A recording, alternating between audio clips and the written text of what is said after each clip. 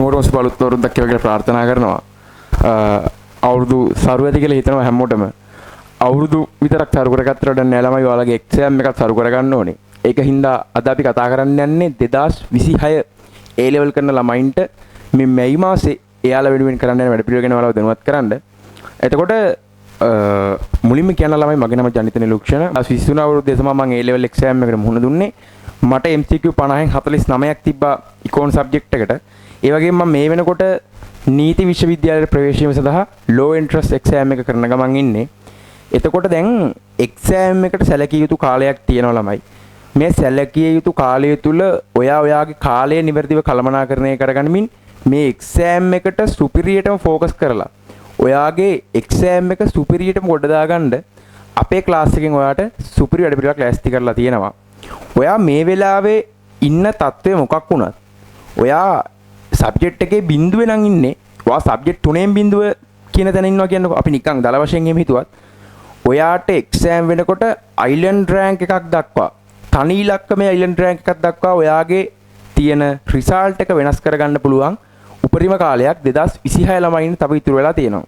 ඉතින් මේ ඉතුරු වෙලා තියෙන කෙටි කාලය නිවැරදිව කළමනාකරණය කරගෙන ඔයාගේ ඉකෝන් සබ්ජෙක්ට් එක සුපිරියටම කොට දාගන්න අපේ ක්ලාස් එකෙන් තියෙන වැඩ පිළිවෙල ගැන මම ඔයාලව දැනුවත් කරන්නම්. රයිට්.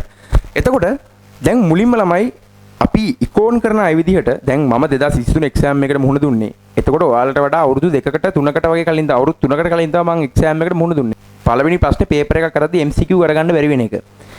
දෙවෙනි ප්‍රශ්නේ තමයි ළමයි ඔයාලට තියරි මතක තියාගන්න බෑ. සමහරක් වෙලාවට කොච්චර තියරි දැනගෙන හිටියත් MCQ වලට ගහන්නත් බෑ.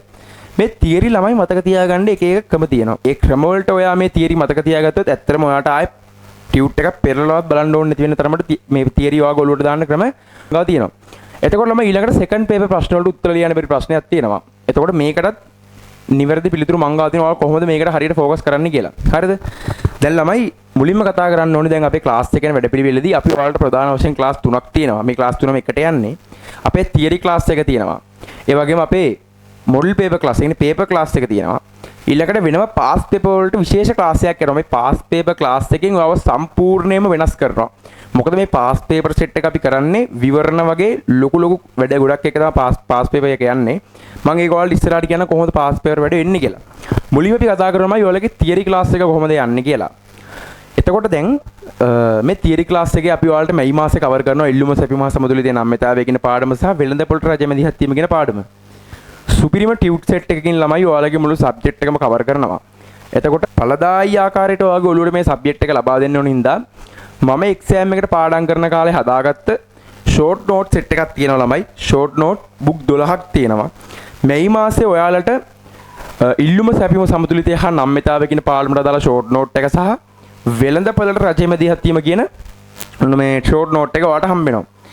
අපි ළමයි මේ පේපර් ක්ලාස් එක සහ අපේ තියරි ක්ලාස් එක දෙකම එකට යන ක්ලාස් එකක්. ඒ කියන්නේ මේ පේපර් මේ පාඩම් සෙට් එකත් සහ පේපර් ක්ලාස් එකත් අපි එකට තමයි යන්නේ. මම ඔයාලට කියන්නම් කොහොමද ඒක වෙන්නේ කියලා. දැන් හිතන්න ළමයි මුලින්ම තියෙනවා අපේ මේ ඉල්ලුම සැපයුම හා සමතුලිතය නම්‍යතාවය කියන පාඩම. හරිද? එතකොට අපේ පේපර් ක්ලාස් එකේ ළමයි පේපර්ස් වර්ග කිහිපයක් තියෙනවා. මුලින්ම තියෙනවා ඩේලි පේපර් කියලා. මේ ඩේලි පේපර් එකක් කියන්නේ ළමයි අපි අද උගන්වන කොටසෙන් ඔයාලට ඊළඟ දවසේ PDF එකක් එක්ක පොඩි ප්‍රශ්න වගේක් හම්බ වෙනවා. මේකේ තියෙනවා සාමාන්‍ය MCQ 8ත් 10ත් අතර ඒ වගේ ප්‍රමාණයක් තියෙනවා. එතකොට ඒ වගේම සෙකන්ඩ් එක ප්‍රශ්නයක් තියෙනවා එසේ පේපර් එකේ එන ප්‍රශ්නයක්. එතකොට අද උගන්වන කොටසෙන් ඔයාලට ඒ කොටසට අදාළව MCQ කීපයක් සහ මේ සෙකන්ඩ් ප්‍රශ්නයක් හම්බ වෙනවා. ඒ වගේම මම තියෙනවා lesson wise paper book කියලා. ඔයාලට මේ මම ඔයාලට ඒක පෙන්නන්න paper book එක විනාඩියක් දෙන්න මට. මෙන්න මේ වගේ ළමයි lesson wise paper book එකක් තියෙනවා. මේක 12 වසරට අදාළ paper book එක. එතකොට මේ මැයි මාසේ ක්ලාස් එකට සම්බන්ධ වෙන ඔයාලට මේ lesson wise paper book එක හම්බ වෙනවා. මේකේ ළමයි 12 වසරට අදාළ සියලුම පාඩම් වලින් MCQ 300ත් MCQ 250ත් අතර ප්‍රමාණයක් එක පාඩමකට අදාළව තියෙනවා. දැන් ළමයි lesson wise paper book එක 12 වසරට සහ 13ට පොත් දෙකක් තියෙනවා. 2026 ළමයින්ට ක්ලාස් එකට සම්බන්ධ වෙදී මේ 12 වසර පොත හම්බ වෙනවා. ඊළඟට GAG මොඩල් පේපර් ක්ලාස් කියලා අපි මොඩල් පේපර් ක්ලාස් එකක් යනවා. ඒකේ අපි දැන් ඔයාලට මේ තත්ත්වෙ ඉන්න හින්දා පාඩම් දෙක සාකච්ඡා කරගෙන යන හින්දා ඒ පාඩමට අදාළ කම්ප්ලීට්ලි පේපර් එකක් ඔයාලට හම්බ වෙනවා MCQ 50ක් සහ රචනා ප්‍රශ්න 10ක් දාපු. ඒ කියන්නේ 10ක් කියන්නේ 10ක් වෙන්නේ නැති. මොකද දැන් අර තනි පාඩමකින් අපිට අමාරුනේ ප්‍රශ්න 10ක් හදන්න. ඊට සම ආකිනේ ආසන්න ප්‍රමාණයෙන් අපි ඔයාලට හදලා දෙන එක පාඩමකට දාලා සෙකන්ඩ් පේපර් ප්‍රශ්න ටිකක්. ඊළඟට මෙමරි ෆ්ලෑෂ් පේපර් එක කියනවා. මේ මෙමරි ෆ්ලෑෂ් පේපර් එක කියන්නේ ඔයාලා සති දෙකකට සැරයක් මේ මෙමරි ෆ්ලෑෂ් පේපර් එකට මුහුණ දෙන්න ඕනේ. ඒ කියන්නේ මේ සති දෙකකට අදාළ උගන්වන කොටස අපි මෙමරි ෆ්ලෑෂ් පේපර් එකකින් ඔයාලට දෙනවා. ඔයාලගේ මතකයේ ආයේ වැඩි කරගන්න ඕනේ හින්දා. එතකොට දැන් මේ වැඩපිළිවෙල යනකොට ඔයාලට ලේසියෙන් ඉගෙන ගන්න පාඩම නම් අමතක වෙන්නේ නෑ ළමයි. ඒකේ ඕන MCQ එකකට පාඩමෙන් පාඩමට ඔයාලට මුහුණ දීගෙන යන්න පුළුවන්. දැන් ළමයි ඔයාලා හිතන මුලින්ම කරනවා අපි ඉල්ලුම සැපම සමතුලිතය නම්මිතාවය කියන පාඩම. මේ පාඩම කරපු ගමන් ළමයි අපි ඔයාලට මේ ෂෝට් නෝට්බුක් එකේ දෙවෙනි පාඩමට දාලා ඒ කොටස කරනවා. ඒ කියන්නේ ෂෝට් නෝට්බුක් එකේ ෂෝට් නෝට්බුක් 12ක් තියෙනවා. ඒකේ දෙවෙනි පාඩමට දාලා ෂෝට් නෝට්බුක් එක අපි කතා කරනවා. ඊළඟට ඒක කතා කරපු ගමන් දැන් අපි කොහොමද අද උගන්වන කොටසෙන් හිට ඩේලි පේපර් එක යනවා. එතකොට පාඩම ඉවරනකොට ඔයාලට ඒ අදාළ ඩේලි පේපර් ප්‍රමාණයක් කරලා ඉවර වෙනවා. ඊළඟට මේ ලෙසන් වයිස් පේපර් බුක් එක කරනවා. දෙවෙනි පාඩම ඉවර ගමන් දෙවෙනි පාඩම දාලා ඒ අදාළ කොටස ඉවර කරලා දානවා ලෙසන් වයිස් පේපර් බුක් එකේ. ඊට පස්සේ ඒකත් ඉවර වෙලා මේ මෙමරි ෆ්ලෑෂ් පේපර් එක කරන සති දෙකෙන් දෙකට ඒක නිගර ගන්න පාඩම සති දෙකෙන් දෙකට ඔයාලට ආයේ මතකයට එනවා. ඊළඟට GAG මොඩල් පේපර් ක්ලාස් එකේ දෙවෙනි පාඩමට දාලා මොඩල් පේපර් දෙකක් යයි. වෙළඳපොළ රජයේ GAG මොඩල් පේපර් ක්ලාස් එකේ මොඩල් පේපර් එකක් යයි. ඒක තමයි ළමයි පේපර් ක්ලාස් එක සහ තියරි ක්ලාස් එකකින් වෙන සම්පූර්ණ වැඩපිළිවෙල. ඊළඟට ළමයි අපිට තියෙනවා විශේෂම එකක් ඔයාලගේ පාස් පේපර් ක්ලාස් එක. මේ පාස් පේපර් ක්ලාස් එක විශේෂ වෙන්නේ ළමයි අපි මේකේ 2013 ඉඳලා 2024ට යනකම් සම්පූර්ණයෙන්ම පාස් පේපර් ටික කතා කරනවා.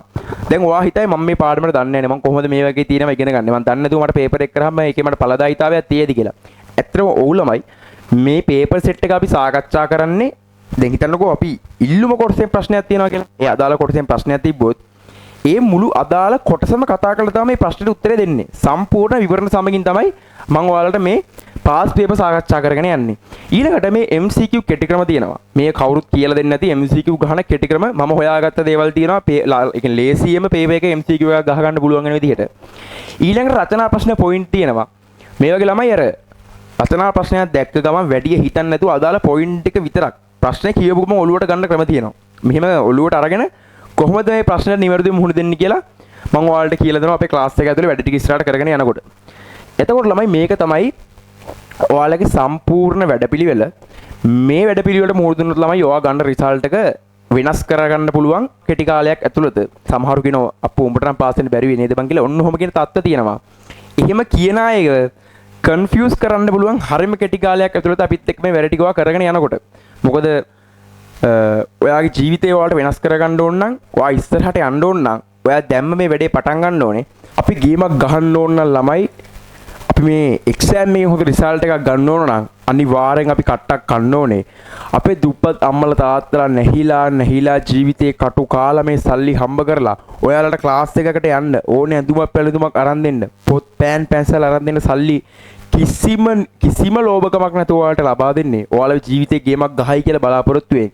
ඉතින් ඒ අම්මලා තාත්තලා වෙනුවෙන් ඔයාලට කරන්න තියෙන එකම කැපකිරීම හොඳට මේ එක්සෑම් එක වෙනුවෙන් නිදි මරාගෙන වැඩ කරලා හොඳ රිසල්ට් එකක් දාලා ලස්සනට කැම්පස් එකකට ගිහිල්ලා කැම්පස් එකේ අවුරුදු 4-5 ඉවර කරලා කන්වොකේෂන් එකක් දවසට අර අදින ලෝගෝ අම්මලාගේ තාත්තලාගේ කරට පොරවලා ලස්සන ෆොටෝ එකක් ගහලා ගෙදර බිත්තියක එල්ලලා ඔයාගේ ඒ හීනෙට ගිහිල්ලා ඒ අම්මලාව සතුටු කරන එක තමයි ඔයාලට කරන්න පුළුවන් එකම කැපකිරීම. එකම ටැග් එයාලට දෙන්න පුළුවන්. අවසාන කියන්න තියෙන්නේ අපි ජීවිතේ ගේමක් ගහමු. අපි මේ A level exam එක සුපිරියටම කොට දාගමු. ඔයා මේ වෙලාවේ ඉකෝන් එපා වෙලා ඉන්න කෙනෙක් නම් ඔයාට ඉකෝන් සබ්ජෙක්ට් එක අමාරු නම් ඉකෝන් වලට සුපිරි ගේමක් ගහන්න ඕන නම් එන්න ඔයාට එපා වෙලා තියෙන ඉකෝන් විෂය ඔයාගේ ජීවිතේ කරගන්න. ජීවිතේම ඉකෝන් කරගන්න. ජීවිතයට ඉකෝන් ඉගෙන ගන්න. මම ජනිත නිලුක්ෂණ. අපි මේ අපහසු කියන ආර්ථික විද්‍යාව විෂයේ තර්කානුකූලව උඩුගම් බලා යන්න.